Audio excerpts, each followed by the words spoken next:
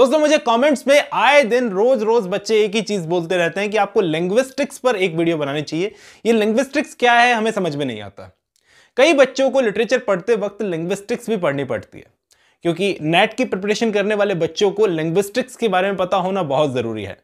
इस वीडियो में मैं आपको 4 से 5 मिनट में समझाने की कोशिश करूंगा, जो आपको 1 घंटे में भी जानने को नहीं मिलेगा। वैसे तो इसको एक वीडियो में समझ पाना बहुत ही मुश्किल है, लेकिन मैं इस वीडियो में जान झोंकने की कोशिश करूंगा। दोस्तों मैं कोशिश कर रहा हूं कि इस वीडियो में मैं आपको समझा सकूं कि ये लिंग्विस्टिक्स क्या है। मैं एक छोटी सी कोशिश कर रहा हूं, एक छोटा सा ट्राई कर रहा हूं इस वीडियो को बनाकर कि आपको ये समझ में आ भी पा रहा है या नहीं। चलिए वीडियो खत्म होने के बाद में मिलते हैं। तो लिंग्विस्टिक्स क्या है? सिंपल से सिंपल लैंग्वेज में अगर मैं इसको समझाने की कोशिश करूं तो किसी लैंग्वेज को साइंटिफिकली स्टडी करना लिंग्विस्टिक्स कहलाता है। हिंदी में हम इसे भाषा विज्ञान भी कह सकते हैं। तो लिंग्विस्टिक्स एक ऐसा सब्जेक्ट है जिसमें लैंग्वेज को साइंटिफिकली स्टडी किया जाता है। अब आप पूछोगे साइंटिफिकली स्टडी करने का मतलब लैब वैब बनाकर इंस्ट्रूमेंट्स का यूज करके स्टडी किया जाता है क्या? तो हाँ दोस्तों, जैसे देखो इसको बोलते हैं ऑसिलोग्राफ।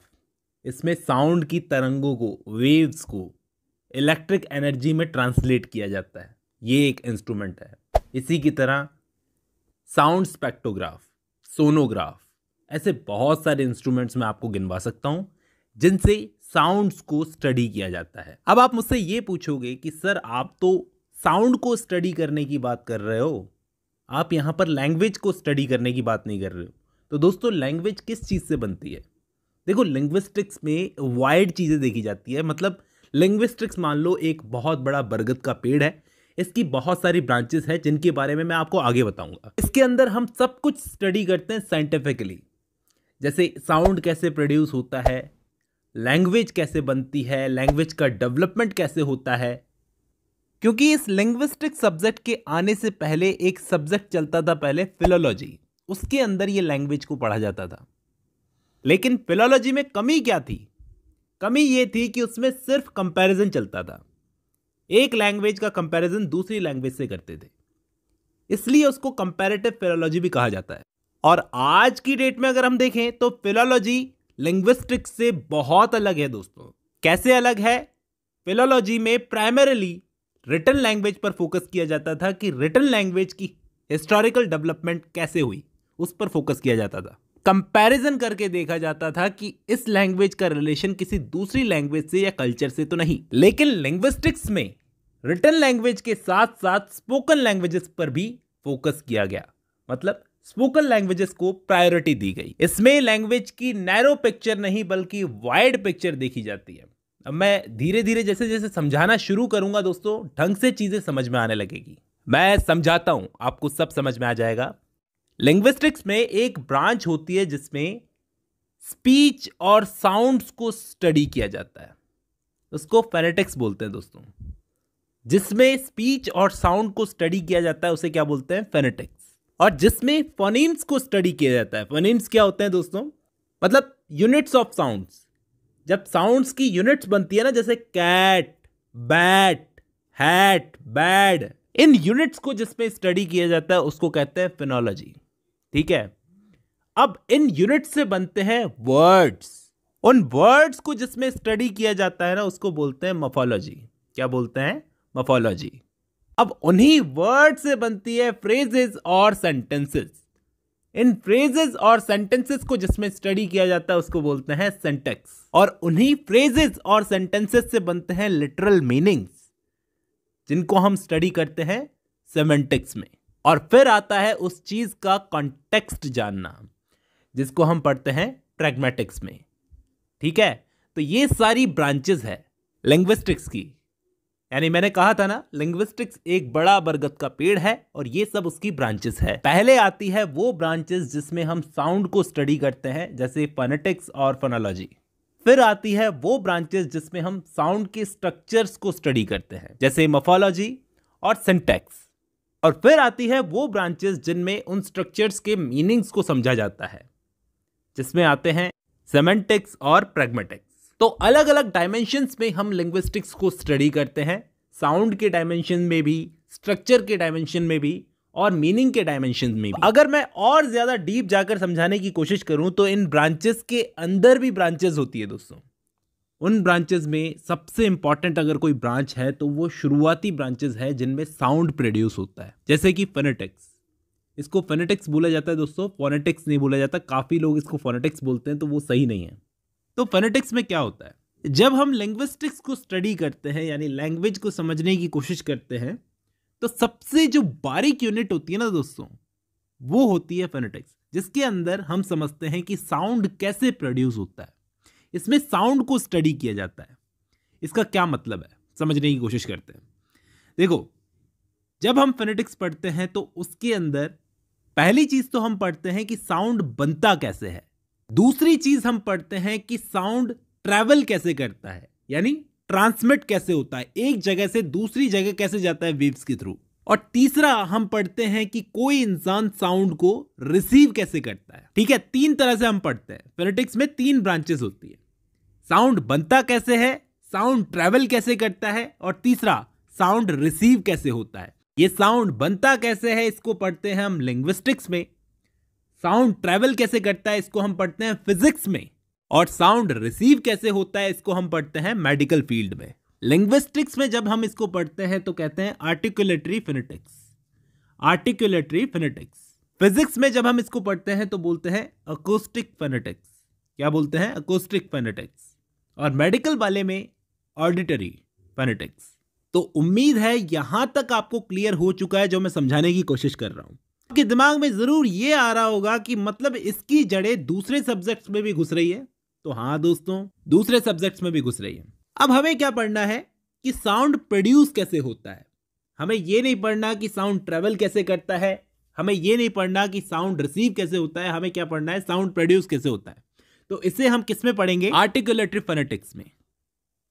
अब साउंड प्रोड्यूस कैसे होता है इसे जानने के लिए हमें यह जानना होगा कि हमारा गला अंग्रेजी लैंग्वेज में, इंग्लिश लैंग्वेज में कितने टाइप के साउंड्स बना सकता है। तो अभी तक दोस्तों 44 टाइप माना जाता है। 44 टाइप के साउंड प्रोड्यूस कर सकते हैं हम लोग इंग्लिश अल्फाबेट्स के हिसाब से। अब आप बोलोगे कि भैया ABCD ऐसे मिलाकर 26 अल्फाबेट्स होते हैं, A से लेके Z तक। तो मतलब इन 26 अल्फाबेट से भी हम और डिफरेंट टाइप के साउंड्स बना सकते हैं। तो हाँ, बना सकते हैं, जिनमें से 20 तो वॉवल साउंड्स होते हैं और 24 कॉन्सोनेंट साउंड्स होते हैं। इन सबको अलग अलग सिंबल दिया गया है दोस्तों। उन सिंबल को आपको रटना पड़ेगा, समझना पड़ेगा, फिर बाद में याद करना पड़ेगा। हम लोग कहानी को थोड़ा और आगे बढ़ाते हैं। देखो, मैंने आपको क्या बोला कि साउंड कैसे प्रोड्यूस होता है, ये तो हम पढ़ते हैं फोनेटिक्स में। और इस साउंड की सबसे छोटी यूनिट जो होती है उसको हम बोलते हैं फनीम। साउंड की सबसे छोटी यूनिट को हम क्या बोलते हैं? फनीम। जब भी हम साउंड प्रोड्यूस करते हैं तो एक ही टाइप का जो साउंड निकलता है ABCD, ये सब फनीम है। अब एक ही फनीम को, जैसे P एक फनीम है, ठीक है, इसको हम अलग अलग टाइप से बोल सकते हैं। अगर आपको इसे और अच्छे से समझना हो तो गूगल पर जाकर देखना, किसी भी वर्ड का मीनिंग सर्च करना, आपको स्लांटिंग लाइंस के बीच में इस तरह से अल्फाबेट्स मिलेंगे। ये क्यों होते हैं? आपको समझाने के लिए कि ऊपर दिए गए वर्ड को एग्जैक्टली कैसे प्रोनाउंस करना है। अब आपको ये तो समझ में आ गया कि ऐसा क्यों लिखा जाता है नीचे, ताकि आप समझ सको कि इस पर्टिकुलर वर्ड को कैसे प्रोनाउंस करना है। अब आपसे कोई पूछ ले कि इन लाइंस के बीच में, स्लांटिंग लाइंस होती है, इनके बीच में जो वर्ड्स होते हैं, ये जो अल्फाबेट्स होते हैं, इनको एग्जैक्टली बोला क्या जाता है? तो इनको बोला जाता है एलोफोन्स। क्या बोला जाता है दोस्तों? एलोफोन्स। और पूछा जा सकता है कि एलोफेंट्स क्या होते हैं। देखो, मैं आपको समझाने की कोशिश करता हूं। मैंने आपको बताया था एक ही फोनीम को अलग अलग टाइप से बोला जा सकता है, जैसे कि पेन, स्पिन और स्टॉप। ये 3 सिलेबल्स मैं आपके सामने लेता हूं। इन तीनों में P आ रहा है, गौर करना, इन तीनों में P आ रहा है, लेकिन P को मैंने अलग अलग तरीके से बोला है। जब मैं बोलता हूं पेन तो P पर स्ट्रांग पफ पड़ रहा है, ठीक है।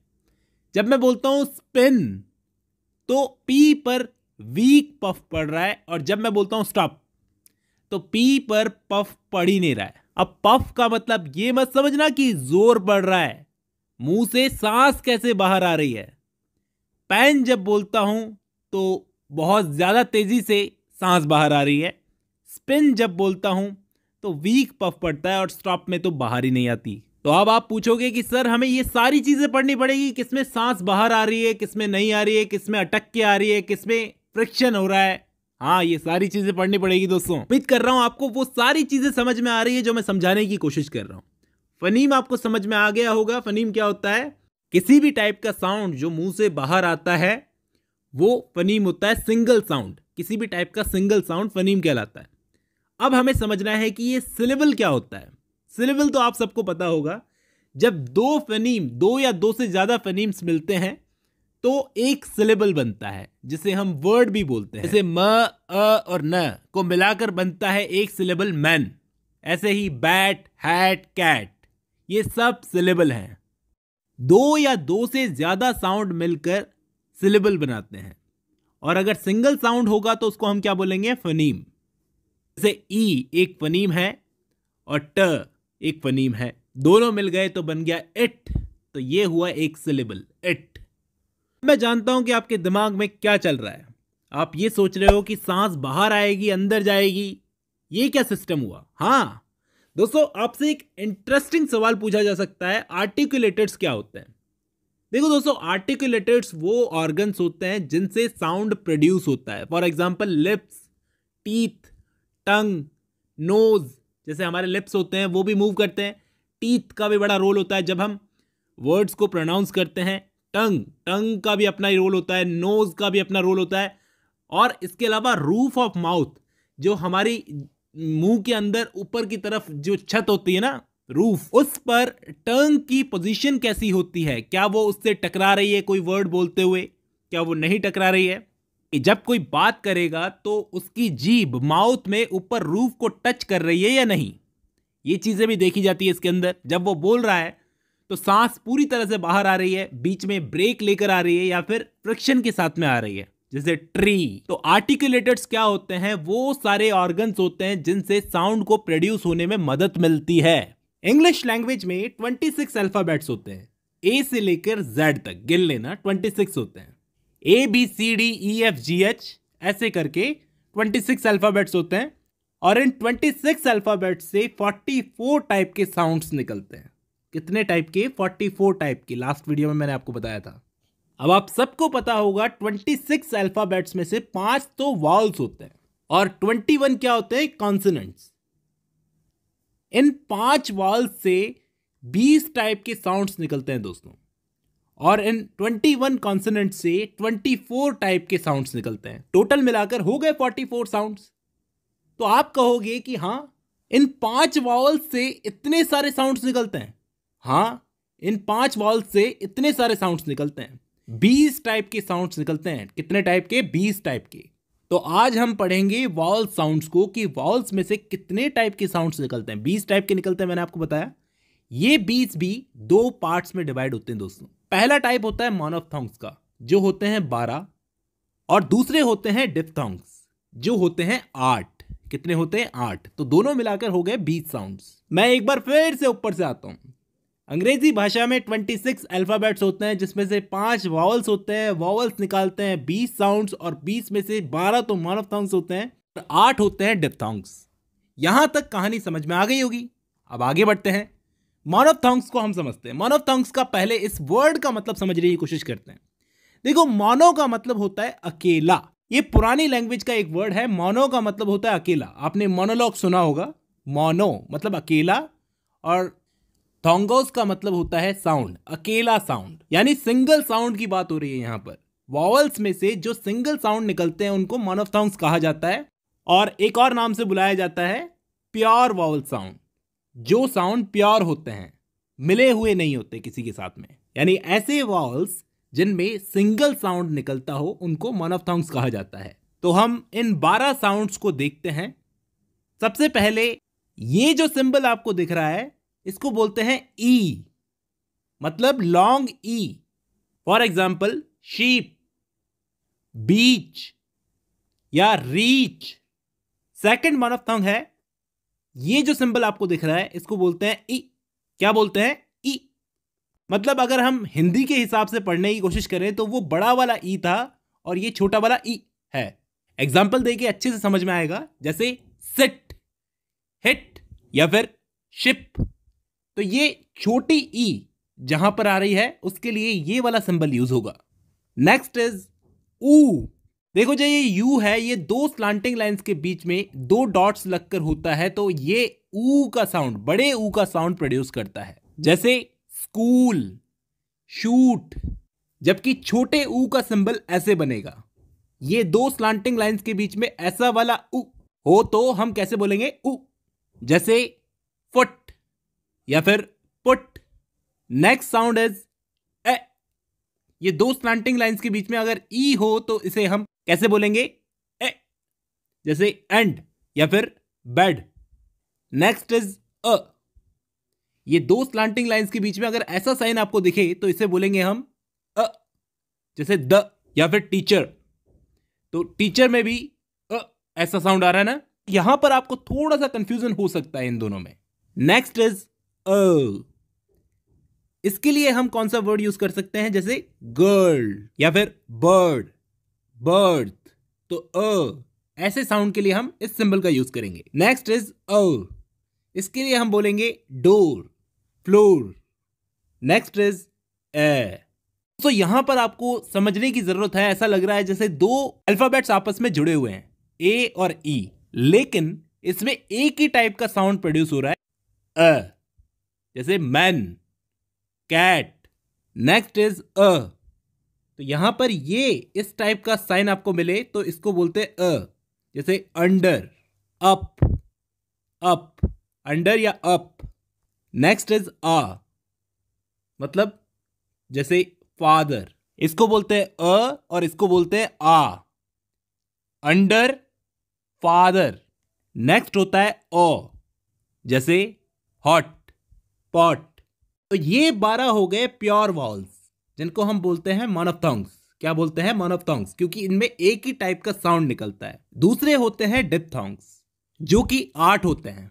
ये डिप्थोंग्स में डी आई जो होता है ना, इसका मतलब होता है टू, यानी दो साउंड्स मिलकर जो बनते हैं।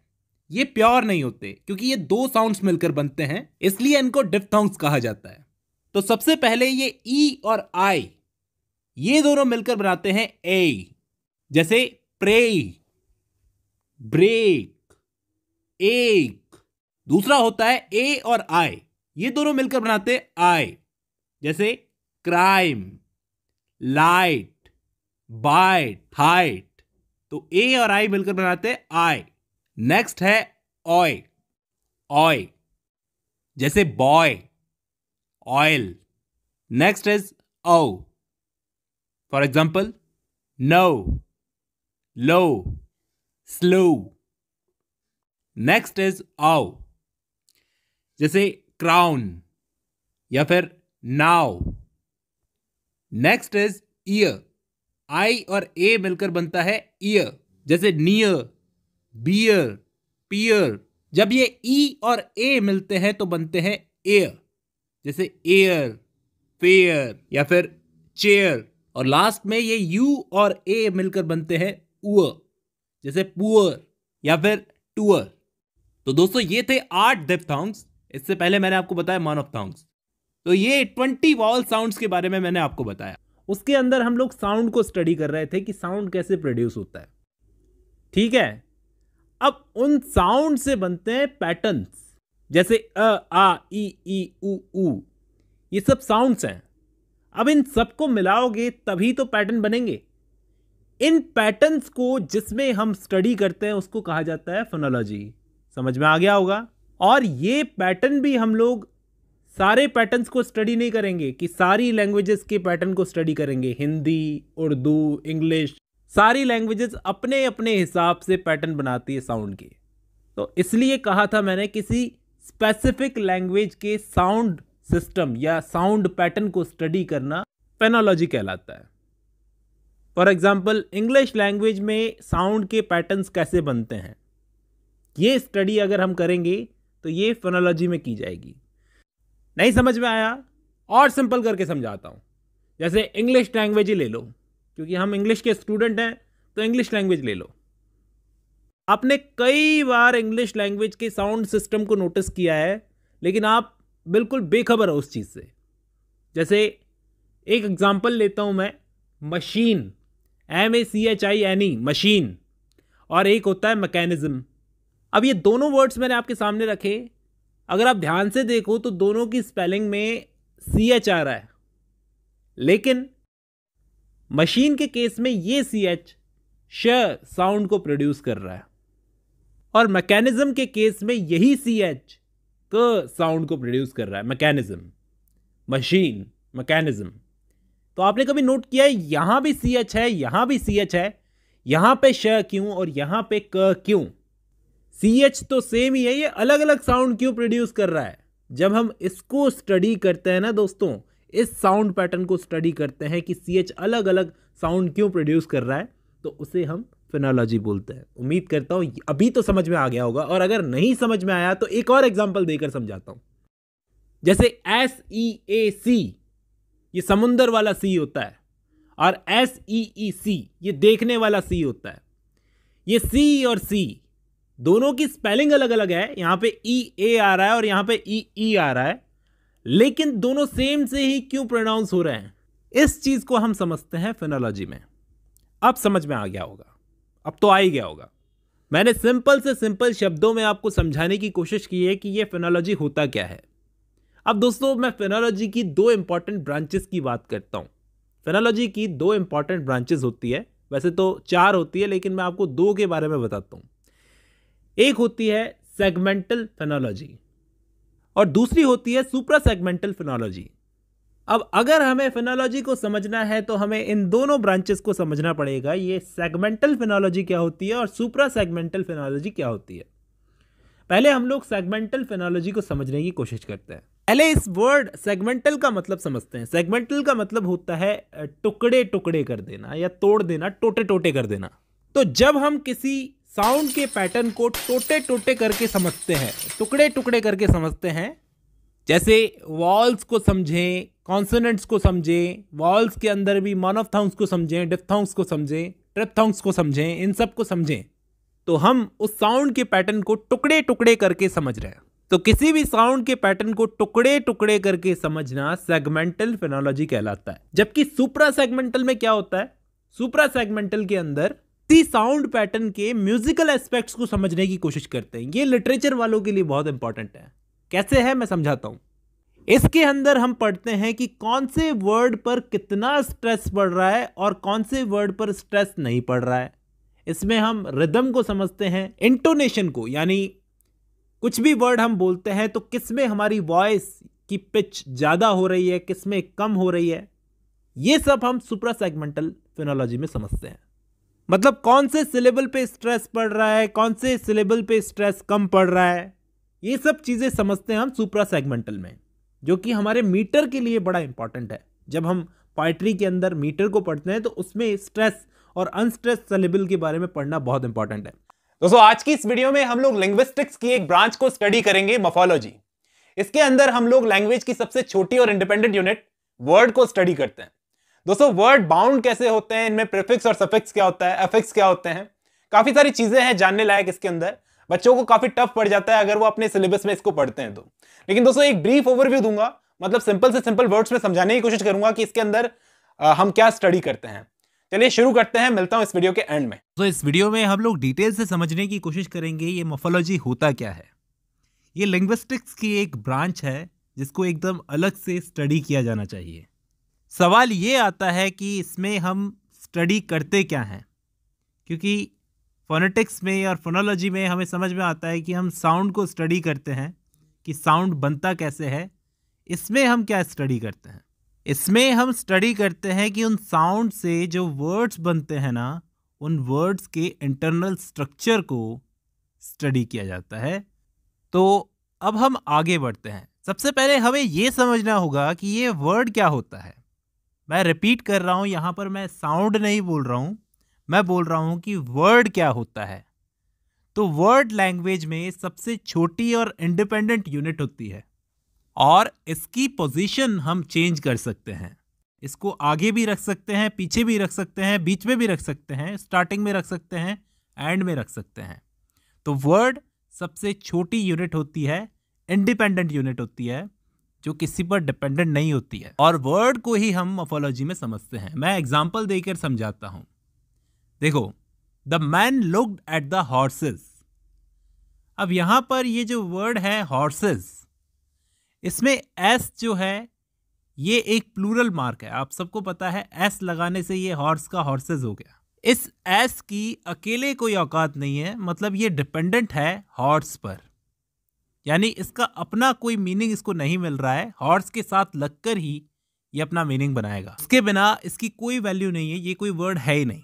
जबकि हॉर्स अपने आप में एक वर्ड है जो इंडिपेंडेंट है। आप इसकी पोजीशन चेंज कर सकते हो, कहीं भी रख दो, इसको अकेला रख दो, किसी का सपोर्ट थोड़ी मांग रहा है, इसका अपना एक मतलब है। अगर इसको मूव करके मैं मैन की जगह पर रख दूं तो क्या ये अपनी वैल्यू खो देगा? नहीं, ये इंडिपेंडेंट है, इसको कहीं भी शिफ्ट कर दो ये अपनी वैल्यू नहीं खोएगा। तो अब जब आपको यहां तक समझ में आ गया है कि वर्ड क्या होता है, ये इंडिपेंडेंट यूनिट होती है, सबसे छोटी इंडिपेंडेंट यूनिट होती है मॉर्फोलॉजी में, तो अब हमें जानना पड़ेगा कि ये वर्ड्स कितने टाइप के होते हैं।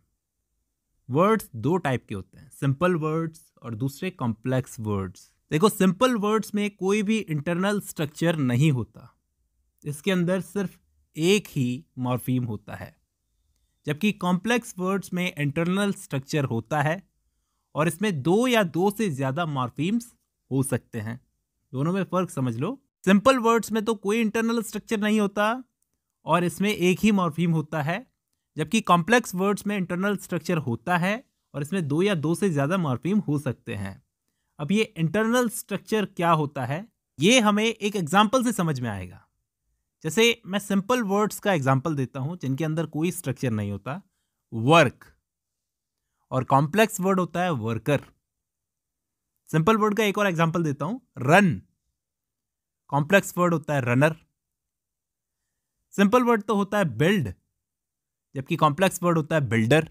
कर रहा हूं इन एग्जाम्पल से आपको समझ में आ रहा है कि सिंपल वर्ड्स तो वो होते हैं जिनको हम और ज्यादा स्मॉल पार्ट्स में नहीं तोड़ सकते, ये अपने आप में एक मीनिंग रखते हैं, जबकि कॉम्प्लेक्स वर्ड्स को तोड़ा जा सकता है। कॉम्प्लेक्स वर्ड्स के साथ में हमने ER जोड़ा ताकि ये नाउन बन जाए। दोस्तों, आपको सिंपल और कॉम्प्लेक्स वर्ड्स में फर्क पता चला होगा, इनके इंटरनल स्ट्रक्चर के बारे में पता चला होगा। देखो, सिंपल वर्ड हो या कॉम्प्लेक्स वर्ड हो, इनको हम मॉर्फीम्स कह सकते हैं। मॉर्फीम्स मॉर्फोलॉजी के बिल्डिंग ब्लॉक्स होते हैं। खिलौनों से खेलते हुए बच्चों को आपने देखा होगा कैसे वो टेढ़े मेढ़े बिल्डिंग ब्लॉक्स से घर बनाते हैं। तो ऐसे ही आप लोग मान लो कि ये सिंपल और कॉम्प्लेक्स वर्ड्स जो हैं ये बिल्डिंग ब्लॉक्स हैं, टेढ़े मेढ़े, इनसे ही लैंग्वेज तैयार होती है। ठीक है, अब हम लोग आगे समझने की कोशिश करते हैं कि ये बाउंड मॉर्फीम्स क्या होते हैं। इसको समझना बहुत ज़रूरी है। बाउंड मॉर्फीम्स ऐसे मॉर्फीम्स होते हैं जो दूसरे मॉर्फीम्स के साथ जुड़कर एक मीनिंग बनाते हैं। कैसे? मैं एक एग्जाम्पल देकर आपको समझाता हूं। अनकाइंडनेस, ये एक बाउंड मॉर्फीम है। इसको हम एक बाउंड मॉर्फीम बोल सकते हैं क्योंकि इसमें दो बाउंड मॉर्फीम्स हैं। ये अन और नेस काइंड के साथ जुड़े हुए हैं। काइंड को तो हम यहां पर रूट बोलेंगे क्योंकि इसकी जरूरत पड़ेगी इनको जुड़ने के लिए, और ये अन और नेस को बोलेंगे एफिक्सेस। आगे वाले को तो बोलेंगे प्रीफिक्स और पीछे वाले को बोलेंगे सफिक्स। तो मॉर्फोलॉजी में हमें यही स्टडी करना होता है, हम यही स्टडी करते हैं वर्ड को, जो कि लैंग्वेज की सबसे इंडिपेंडेंट यूनिट होती है, सबसे छोटी यूनिट होती है। कि एक वर्ड है टीच, उसमें ER ऐड करके कैसे एक नाउन तैयार होता है, टीचर। टीचर कैसे बन जाता है? दोस्तों, लिंग्विस्टिक्स की दो बड़ी ब्रांचेस हैं, सिमेंटिक्स और प्रैग्मेटिक्स, जिनमें हम किसी सेंटेंस का, फ्रेज का या वर्ड का मीनिंग समझने की कोशिश करते हैं। आज हम समझने की कोशिश करेंगे कि इन दोनों ब्रांचेस में क्या फर्क है। वैसे अगर मैं डेफिनेशन के हिसाब से आपको समझाने की कोशिश करूं तो एक बार को आपको समझ में तो आ जाएगा, लेकिन लॉन्ग टर्म तक आपको ये चीज याद नहीं रहेगी। इस वीडियो में हम लोग चार्ट्स बनाकर समझने की कोशिश करेंगे कि इन दोनों ब्रांचेस में फर्क क्या है। चलिए शुरू करते हैं, मिलता हूं इस वीडियो के एंड में। आज की इस वीडियो में हम लोग सिमेंटिक्स का मतलब समझने की कोशिश करेंगे। क्या होता है सिमेंटिक्स? मैं आपको एक छोटी सी डेफिनेशन देकर समझाता हूँ। किसी भी वर्ड, फ्रेज या सेंटेंस का मतलब समझना सिमेंटिक्स कहलाता है। डेफिनेशन के हिसाब से जाऊंगा तो आपको प्रॉब्लम आएगी। मैं पहले एक चार्ट बनाकर समझाने की कोशिश करता हूँ। देखो, लैंग्वेज जो होती है, लैंग्वेज वो किन चीज़ों से मिलकर बनती है? 3 चीज़ों से मिलकर बनती है। पहला होता है साउंड, फिर आती है फॉर्म, उसके बाद आता है मीनिंग। ये 3 बेसिक और मेन कंपोनेंट्स होते हैं किसी भी लैंग्वेज को बनने के। साउंड्स, फॉर्म और मीनिंग, ये 3 कंपोनेंट्स जब मिलेंगे तब जाकर लैंग्वेज तैयार होगी। अब साउंड्स को हम लिंग्विस्टिक्स की किस ब्रांच में स्टडी करते हैं? फोनेटिक्स और फोनोलॉजी, इन 2 ब्रांचेस में स्टडी करते हैं। जबकि फॉर्म, हमारे पास जब साउंड्स आ जाते हैं, हम जब साउंड्स को समझ लेते हैं तो हमें समझनी होती है फॉर्म। अब फॉर्म में वर्ड्स आते हैं जिनको हम मॉर्फोलॉजी में स्टडी करते हैं। मॉर्फोलॉजी भी लिंग्विस्टिक्स की एक ब्रांच है। और आती है फ्रेजेस और क्लॉजेस, इनको हम सिंटैक्स में स्टडी करते हैं। अब जब हमारे पास में फॉर्म तैयार हो जाती है, फिर जाके हमें मीनिंग समझना होता है। फॉर्म बन गई, मीनिंग समझना है। मीनिंग हम स्टडी करते हैं 2 ब्रांचेस में, एक तो सेमेंटिक्स जिसको आज हम पढ़ रहे हैं, और प्रैग्मेटिक्स जिसको कभी और पढ़ेंगे। लेकिन दोस्तों, आपको फर्क जान लेना चाहिए सेमेंटिक्स और प्रैग्मेटिक्स में क्या फर्क होता है। कि सेमेंटिक्स और प्रैग्मेटिक्स दोनों ब्रांचेस में जब हम मीनिंग समझ रहे हैं तो 2 अलग अलग ब्रांचेस क्यों बनाई? सेमेंटिक्स में ही हम प्रैग्मेटिक्स भी समझ सकते हैं ना? नहीं दोस्तों, सेमेंटिक्स में हम लिटरल मीनिंग समझते हैं। मतलब ऊपर ऊपर से जो मतलब निकल रहा है, लैंग्वेज के अकॉर्डिंग जो मतलब निकल रहा है, डिक्शनरी में जैसा मतलब लिखा रहता है, वो मतलब हम सेमेंटिक्स में समझते हैं। जबकि प्रैग्मेटिक्स में हम डीप मीनिंग को समझते हैं, कॉन्टेक्स्ट वाले मीनिंग को समझते हैं। अब सवाल ये आता है कि 2 टाइप की मीनिंग्स को क्यों समझना होता है? कॉन्टेक्स्ट वाले मीनिंग को और ऊपर ऊपर वाले मीनिंग को क्यों समझना होता है? ये चीज़ हमें एक सेंटेंस लेकर अच्छे से समझ में आएगी। मैं एक सिंपल सा सेंटेंस लेकर आपको समझाने की कोशिश करता हूं। मैन एट बर्गर, आदमी ने बर्गर खाया। ये एक सेंटेंस है हमारे सामने। इस सेंटेंस में अगर आप गौर से देखो तो 3 चीजें हमारे सामने हैं। सब्जेक्ट जो कि मैन है, एट जो कि वर्ब है, वर्ब का मतलब होता है जो सब्जेक्ट काम कर रहा है ना, उसको वर्ब बोलते हैं, और बर्गर यहां पर ऑब्जेक्ट है। तो फॉर्म तो यहां पर सही है, मतलब इस सेंटेंस का सिंटैक्स एकदम सही है, फॉर्म एकदम सही है, मीनिंग भी निकल रहा है। लेकिन मैंने आपको मॉर्फोलॉजी वाली वीडियो के अंदर समझाया था।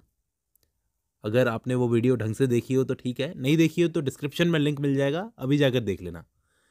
तो मॉर्फोलॉजी वाली वीडियो में मैंने आपको समझाया था कि तीनों भले ही सब्जेक्ट, वर्ब और ऑब्जेक्ट हैं, लेकिन तीनों हैं तो वर्ड्स ही। और वर्ड जो होता है वो लैंग्वेज में एक इंडिपेंडेंट यूनिट होती है, उसे हम कहीं पर भी ले जाएं कोई फर्क नहीं पड़ता, कहीं पर भी फिट कर दो। जैसे इस सेंटेंस में मैं बर्गर को उठाकर मैन की जगह ले जाता हूं और मैन को उठाकर बर्गर की जगह पर ले आता हूं। बर्गर एट मैन, आर्टिकल भी लगा देता हूं बीच में, बर्गर एट द मैन। अब मैं आपसे एक सवाल पूछता हूं, मैं वर्ड को यहां से यहां ले गया तो क्या मैंने इस सेंटेंस की फॉर्म में कोई गलती की? नहीं, सिंटैक्स अभी भी सही है। यहां पर ये सब्जेक्ट था, यहां पर ये सब्जेक्ट हो गया, सिंटैक्स एकदम सही है। लेकिन आप अगर ऊपर से देखो तो यहां इस सेंटेंस का कोई मतलब नहीं बन रहा, मीनिंग नहीं बन रहा। कोई बर्गर इंसान को खा गया, ऐसा कैसे हो सकता है? इंसान बर्गर को खा सकता है, बर्गर इंसान को कैसे खा सकता है? तो ये सेंटेंस सेमेंटिक्स के नजरिए से सही नहीं है। सेमेंटिक्स में आप लिटरल मीनिंग देखते हो कि यहां पर बर्गर इंसान को नहीं खा सकता, तो ये सेमेंटिक्स के नजरिए से सही नहीं है।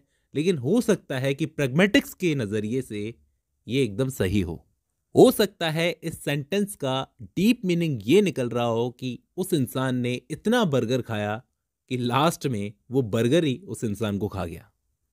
जैसे अक्सर हमने बहुत लोगों को कहते हुए सुना होगा कि पहले इंसान दारू पीता है, बाद में दारू इंसान को पीती है। तो यहां पर मीनिंग 2 टाइप के होते हैं, एक सेमेंटिक्स वाला मीनिंग और एक प्रैग्मेटिक्स वाला मीनिंग। दोस्तों, ये सेमेंटिक्स का लेक्चर 2 है। जैसा कि मैं पहले भी बता चुका हूं कि लैंग्वेज जो होती है वो 3 चीजों से मिलकर बनती है, साउंड्स, फॉर्म और मीनिंग। अब सवाल ये आता है कि मीनिंग समझना क्या इतना ज़रूरी है? क्या हम लोग सिर्फ साउंड और फॉर्म से अपनी लैंग्वेज नहीं चला सकते? अगर हमारे पास साउंड्स हैं, अगर हमारे पास फॉर्म है, तो क्या हमारा काम नहीं चलेगा? क्या हमें मीनिंग समझना बहुत ज़रूरी है?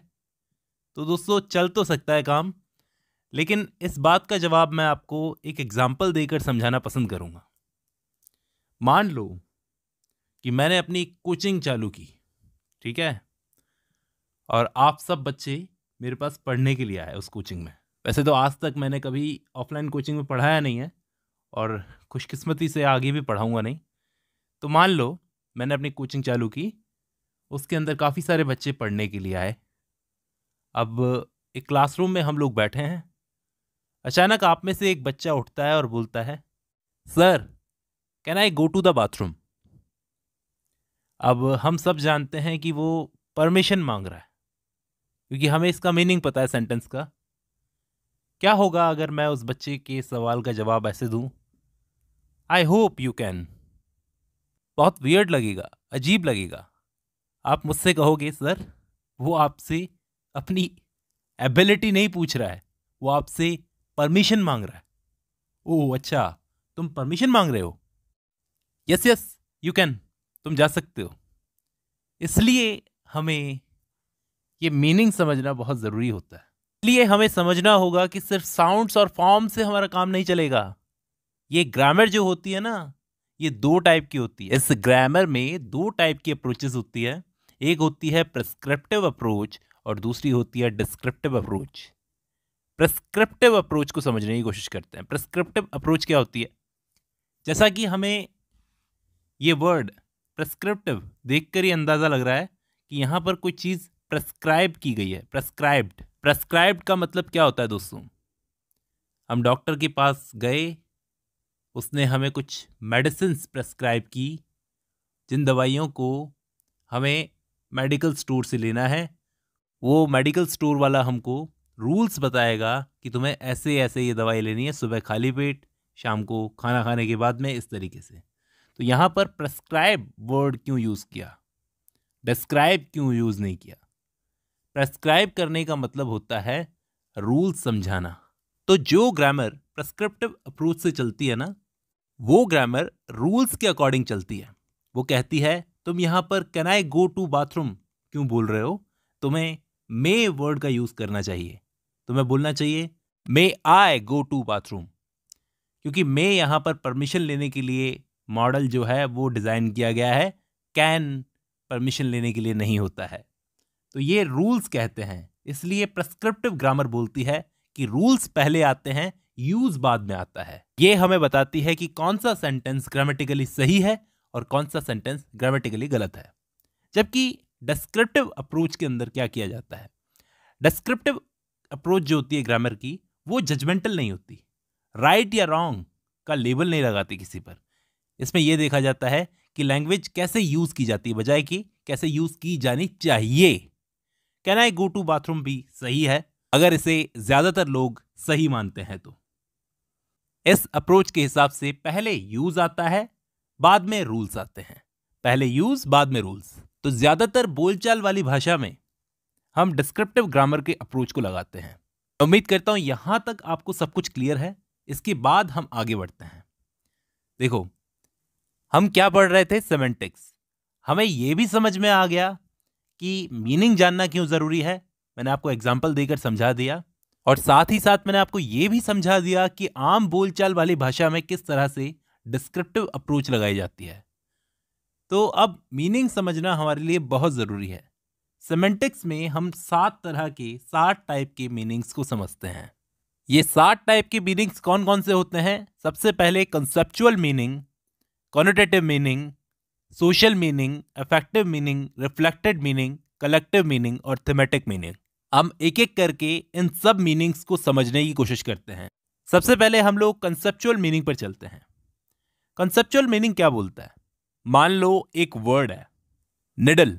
अब इस वर्ड का लिटरल मीनिंग क्या है, या फिर कोर सेंस ऑफ वर्ड, यानी अगर हम डिक्शनरी में सर्च करेंगे तो क्या मतलब निकलेगा? डिक्शनरी में अगर आप सर्च करोगे तो इसका लिटरल मीनिंग निकल कर आएगा एक शार्प मेटल का ऑब्जेक्ट।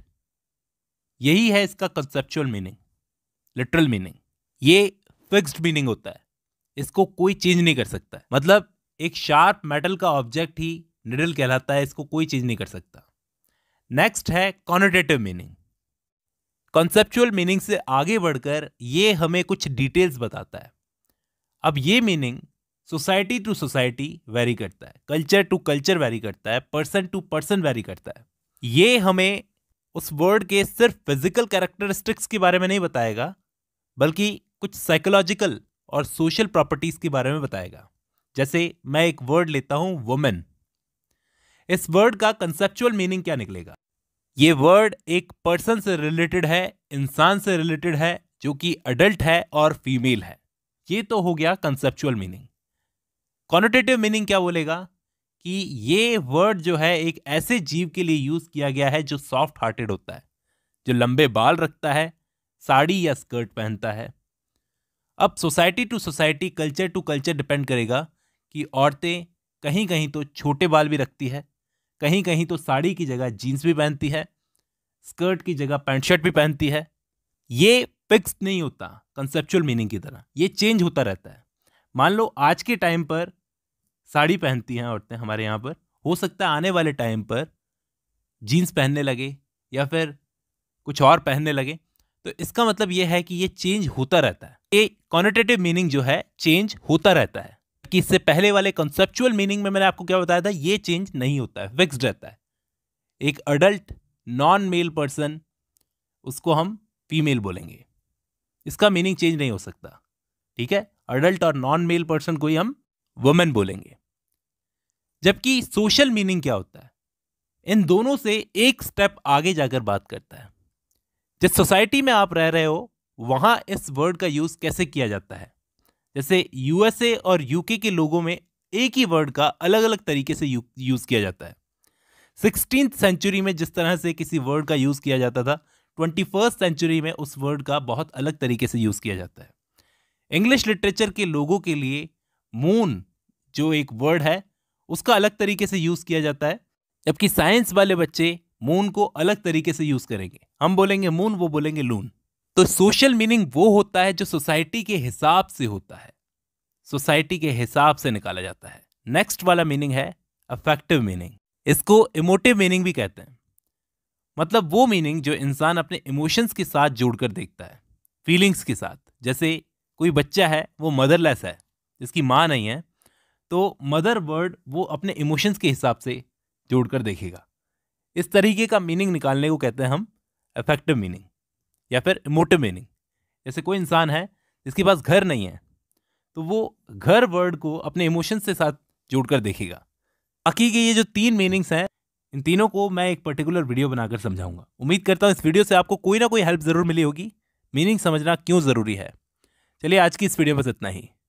अब जब आपने ये वीडियो खत्म कर लिया तो मैं उम्मीद करता हूँ इस छोटी सी वीडियो से आपको कुछ ना कुछ नॉलेज मिली होगी।